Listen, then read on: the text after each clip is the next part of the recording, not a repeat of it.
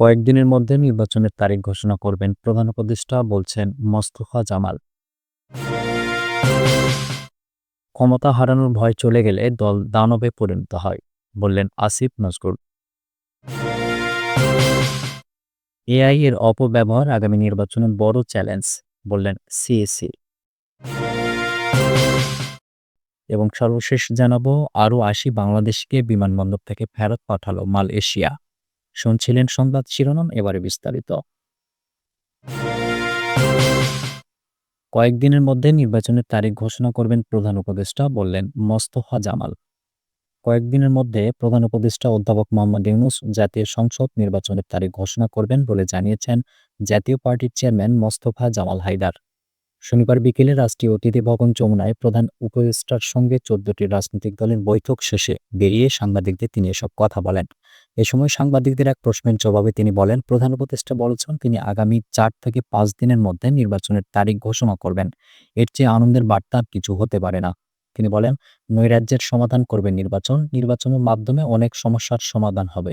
এর আগে ২ দফায় বিএনপি, বাংলাদেশ জামাত ইসলামী সহ বিভিন্ন রাজনৈতিক দল ও জোটের নেতাদের সঙ্গে বৈঠক করেন প্রধান উপদেষ্টা। ক্ষমতা হারানোর ভয় চলে গেলে দল দানবে পরিণত হয়, বললেন আসিফ নজরুল। আইন উপদেষ্টা অধ্যাপক আসিফ নজরুল বলেন, কোনো দল যখন চিন্তা করে ৫ বছর পর ক্ষমতা হারাবো, তখন ভয়ে হলেও তারা খারাপ কাজ কম করে, মানবাধিকার লঙ্ঘন কম করে। কোনো দলের ক্ষমতা হারানোর ভয় চলে গেলে তারা দানবে পরিণত হয়, যেটি আমরা বিগত আওয়ামী শাসনামল দেখলে বুঝতে পারি। শনিবার সকালে ঢাকা বিশ্ববিদ্যালয়ের মোজাফফর আহমেদ চৌধুরী মিলনায়তনে আয়োজিত ১১তম মানবাধিকার সম্মেলনে প্রধান অতিথির বক্তব্যে তিনি এসব কথা বলেন। এই সম্মেলনের আয়োজন করে মানবাধিকার সংগঠন human rights support society. Asif Nazrul বলেন, ১৯৯১ থেকে ২০১১ থেকে ১২ সাল পর্যন্ত দেশে মোটামুটি ভালো নির্বাচন প্রক্রিয়ার মাধ্যমে সরকার এসেছিল, যার কারণে আমরা কিছুটা হলেও ভালোর দিকে যাত্রা শুরু করেছিলাম। শেখ হাসিনার শাসনামলে ২০১৩ সালের সময়েও অনেকগুলো মেয়র নির্বাচনে অন্য দলের প্রার্থীরা বিজয়ী হয়েছিলেন, তখন পর্যন্ত স্বচ্ছতা ছিল। আইন উপদেষ্টা বলেন, বাংলাদেশে সেরা সময় কেটেছে ১৯৯১ থেকে ২০১২-১৩ পর্যন্ত, কারণ তখন শান্তিপূর্ণ ক্ষমতার হস্তান্তর ছিল। এটি থাকলে জনগণের কাছে জবাবদিহি থাকে, তখন দেশ ভালোর দিকে এগিয়েছে। কোনো দলের ক্ষমতা হারানোর ভয় চলে গেলে তারা দানবে পরিণত হয়, যেটা আমরা বিগত আওয়ামী শাসনামল দেখলে বুঝতে পারি, যার কারণে ১,০০০-এর বেশি ছাত্র জনতাকে প্রাণ দিতে হয়েছে।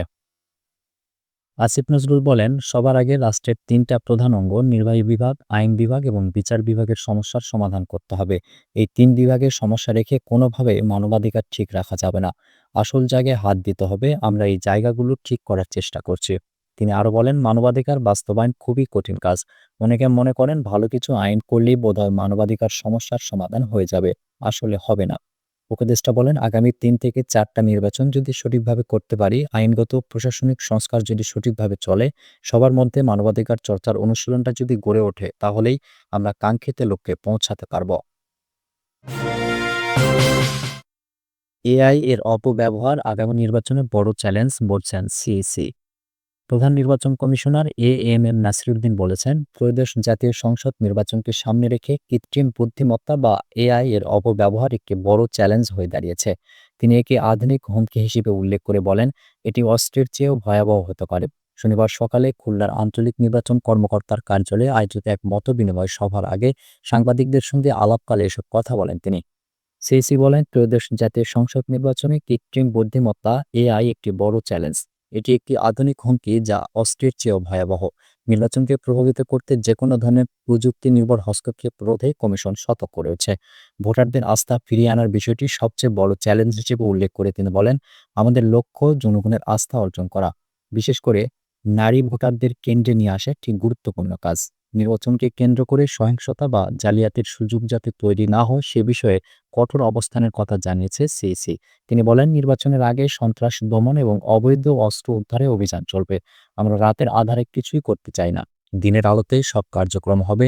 স্বচ্ছতা ও জবাবদিহিতা নিশ্চিত করেই আমরা একটি সুষ্ঠু নির্বাচন উপহার দিতে চাই। তা না পারলে বাংলাদেশের ভবিষ্যৎ নিয়ে প্রশ্ন উঠবে। মতবিনিময় সভায় খুলনা বিভাগের অতিরিক্ত আঞ্চলিক নির্বাচন কর্মকর্তা, সিনিয়র জেলা ও উপজেলা নির্বাচন কর্মকর্তারা উপস্থিত ছিলেন। আরও ৮০ বাংলাদেশিকে বিমানবন্দর থেকে ফেরত পাঠালো মালয়েশিয়া। মালয়েশিয়ার কুয়ালালামপুর আন্তর্জাতিক বিমানবন্দর থেকে ৮০ বাংলাদেশি সহ ৯৯ বিদেশিকে দেশে ফেরত পাঠানো হয়েছে। নিরাপত্তা যাচাইয়ের উত্তীর্ণ হতে না পারায় তাদের মালয়েশিয়ায় প্রবেশে অনুমতি দেওয়া হয়নি। শুক্রবার বিমানবন্দরের টার্মিনাল ১ এ পরিচালিত ৭ ঘণ্টার বিশেষ অভিযানে ৪০০ জনের বেশি যাত্রীর বিস্তারিত তথ্য যাচাই করে মালয়েশিয়ার সীমান্ত নিয়ন্ত্রণ ও সুরক্ষা সংস্থা। উচ্চ ঝুঁকিপূর্ণ ফ্লাইটের যাত্রীদের লক্ষ্য করে এই অভিযান চালানো হয় বলে জানিয়েছে স্থানীয় কর্তৃপক্ষ। এক বিবৃতিতে এজেন্সির কর্পোরেট কমিউনিকেশন ইউনিট জানায়, প্রবেশে বাধাপ্রাপ্তদের সবাই পুরুষ। তাদের মধ্যে ৮০ জন বাংলাদেশি, ১০ জন ভারতীয় এবং ৯ জন পাকিস্তানি নাগরিক। ভ্রমণের কারণ সন্দেহজনক ও অতীত ভ্রমণ রেকর্ডে অসঙ্গতি থাকায় তাদের অভিবাসন পরীক্ষায় উত্তীর্ণ হতে দেওয়া হয়নি। এর আগে বৃহস্পতিবার প্রয়োজনীয় শর্তাবলী পূরণে ব্যর্থ হয় বিমানবন্দর থেকে ১২৩ বাংলাদেশি সহ ১৯৮ জনকে ফেরত পাঠায় মালয়েশিয়া।